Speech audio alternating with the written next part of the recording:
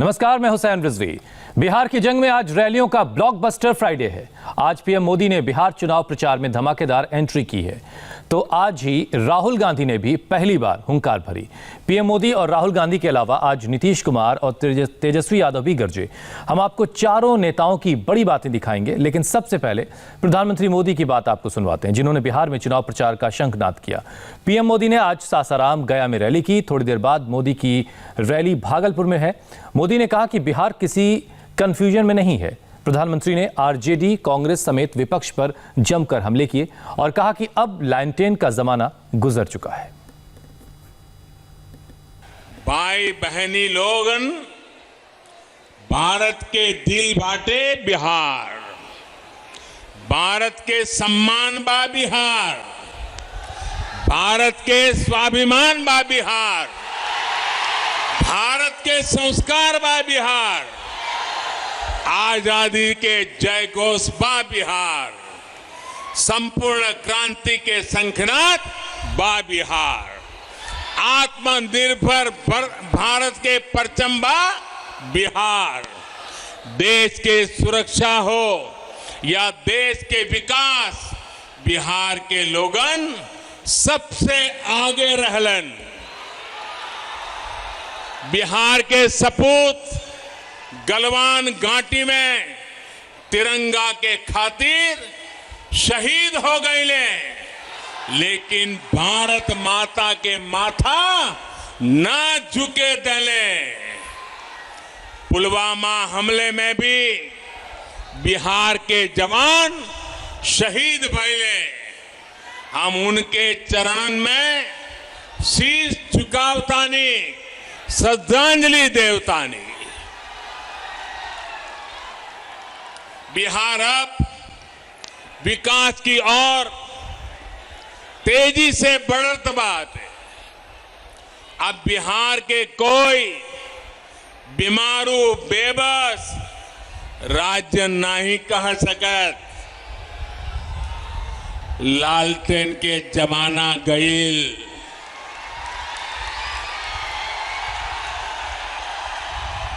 पिछले 6 सालन में बिजली के खपत 3 गुना बढ़ गई बाटे। भाइयों और बहनों, अंधेरे से उजाले की ओर बढ़ना इसी को कहते हैं। बिहार के लोग भूल नहीं सकते वो दिन जब सूरज ढलते का मतलब होता था सब कुछ बंद हो जाना, ठप पड़ जाना। आज बिजली है, सड़कें हैं, लाइटें हैं और सबसे बड़ी बात वो माहौल है जिसमें राज्य का सामान्य नागरिक बिना डरे रह सकता है, बिना डरे जी सकता है। वो दिन जब सरकार चलाने वालों की निगरानी में दिन दहाड़े डकैती होती थी, हत्याएं होती थी, रंगदारी वसूली जाती थी। वो दिन जब घर की बेटियां घर से निकलती थी तो जब तक वापस ना आ जाए माता पिता की सांस अटकी रहती थी। जिन लोगों ने एक एक सरकारी नौकरी को, जिन लोगों ने एक एक सरकारी नौकरी को हमेशा लाखों करोड़ों रुपए कमाने का जरिया माना, जिन लोगों ने सरकारी नियुक्तों के लिए बिहार के नौजवानों से लाखों की रिश्वत खाई, वो फिर बढ़ते हुए बिहार को ललचाई नजरों से देख रहे हैं। आज बिहार में पीढ़ी भले बदल गई हो, लेकिन बिहार के नौजवानों को ये याद रखना है कि बिहार को इतनी मुश्किलों में डालने वाले कौन थे? पीएम मोदी की पहली रैली सासाराम में हुई, जहां से वो गया पहुंचे। गया के गांधी मैदान में लोगों को संबोधित करते हुए भी मोदी ने आरजेडी के 15 सालों के शासन पर अटैक किया। मोदी ने कहा कि बिहार को पुराने अंधकार में ले जाने की तैयारी हो रही है, जिससे जनता को सावधान रहने की जरूरत है। 90 के दशक में बिहार के लोगों ने यहां के लोगों का कितना अहित किया गया, बिहार को अराजकता और अव्यवस्था के किस दलदल में धकेल दिया, ये आप में से अधिकांश ने अनुभव किया है। आज भी बिहार की अनेक समस्याओं की जड़ में 90 के दशक की अव्यवस्था है, कुशासन है।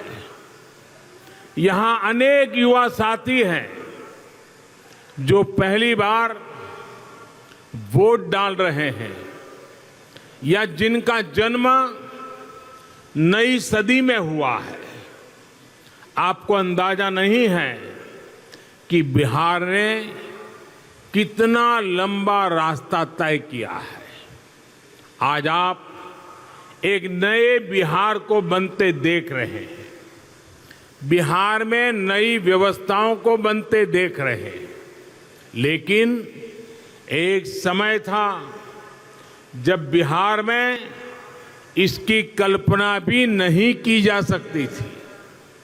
ये वो दौर था जब रेलवे स्टेशन पर रात में उतरने के बाद लोग सुबह होने तक अपने घर नहीं जाते थे, सारी सारी रात स्टेशन में ही बैठे रहते थे।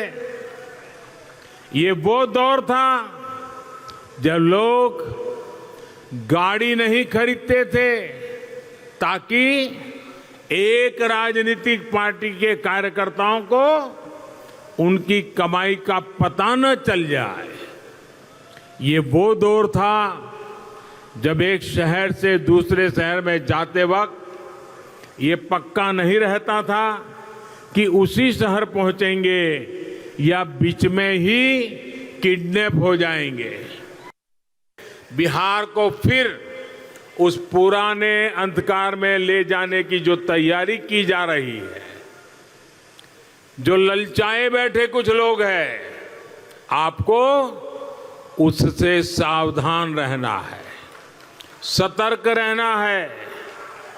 भाई और बहनों, एनडीए के विरोध में इन लोगों ने मिलकर जो पिटारा बनाया है, जिसे ये लोग महागठबंधन कहते हैं, उसकी रग रग से बिहार का एक एक नागरिक वाकिफ है। वो लोग जो नक्सलियों को, हिंसक गतिविधियों को खुली छूट देते रहे, आज वो एनडीए के विरोध में खड़े हैं। देश को तोड़ने की, देश को बांटने की वकालत करने वालों पर जब एक्शन लिया जाता है तो ये लोग उनके साथ खड़े हो जाते हैं। इन लोगों का मॉडल रहा है बिहार को बीमार और लाचार बनाना। एनडीए का संकल्प है बिहार को सशक्त और आत्मनिर्भर बनाना। प्रधानमंत्री मोदी ने लालू यादव के 15 सालों पर सवाल उठाए तो लालू के बेटे तेजस्वी यादव ने नीतीश कुमार को टारगेट किया। तेजस्वी ने समंदर के बहाने नीतीश से तीखे सवाल किए। सब लोग जानते रहे कि नीतीश कुमार जी भाषण देले बाड़े, घूम घूम के कहते रहे कि बिहार में समुंदर नहीं ना है, लैंडलॉक्ड स्टेट है, जमीन से घिरा हुआ है, इसलिए कारखाना नहीं लग सकता। नीतीश जी, आप थक चुके हो, आपसे बिहार संभलने वाला नहीं है। क्या बात कर रहे हैं? यूपीए की सरकार थी, बताओ लालू जी ने रेलवे का कारखाना दिया कि नहीं दिया? मड़ौ सहरसा में, मधेपुरा में समुद्र था क्या? चलो मान लेते लैंडलॉक्ड स्टेट के है, दिक्कत हो रही है, कारखाने नहीं लग रहे, नौकरी नहीं दे सकते नीतीश जी, तो हम तो इतना कहना चाहते हैं कि पंजाब भी लैंडलॉक्ड स्टेट है, राजस्थान भी लैंडलॉक्ड स्टेट है, हरियाणा भी लैंडलॉक्ड स्टेट है, और बिहार से 1/4 जितना छोटा छोटा राज्य है, लेकिन बिहार का गरीब मजदूर किसान भी मजदूर बनने पर कोई उपाय नहीं। मजदूरी जाता है कि नहीं पंजाब, जाता है कि नहीं हरियाणा, क्योंकि वहां कारखाने हैं। बिहार में क्यों नहीं है भैया, क्यों नहीं है? जो व्यक्ति 15 साल में हिसुआ की जनता, नवादा की जनता,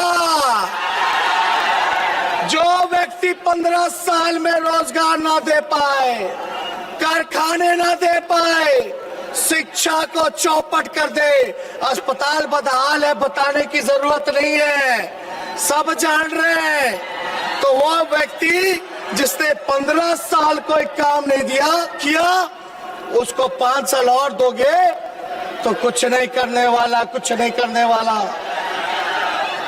बूझो तरह की ना बूझो तरह, बूझो तरह तो हाथ उठा के बतावा, बूझो तरह। 15 साल से तू लोग जाना तरह की नीतीश कुमार मुख्यमंत्री बारे, डबल इंजन की सरकार बा, दिल पे हाथ रख के बोला, जब तू लोग ब्लॉक जावेला, थाना जावेला, तो बिना चढ़ावेला कोनो काम होला? कितना लेता है?